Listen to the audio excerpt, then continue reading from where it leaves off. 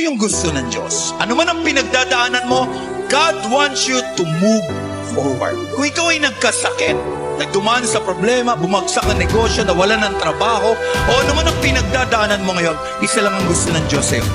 Move forward. Naiintindihan ni Lord na nabibigatan ka.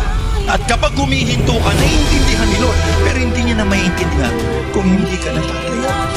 Hindi ka na babangon, hindi ka na lalakad, hindi ka na magpapatuloy. Kapag sunod-sunod na yung palo, umiyak ka kay Lord. Humingi ka ng tawad. Don't have that defeated mindset.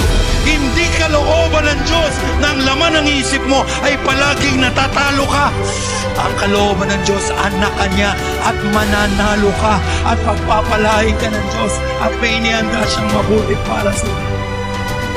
You are not born defeated. You are born a winner. Hindi ka pinanganak para matalo. Pinanganak ka para magtagumpay sa harapan ng atin. No! We are more than conquerors through Him. Lakas!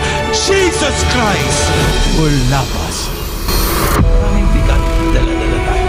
Pero tandaan mo, kahit na mabigat ang buhay, basta kasama mo ang Diyos, tagumpay ka pa rin na lumalaban sa lahat ng bigat ng buhay. Can I hear amen?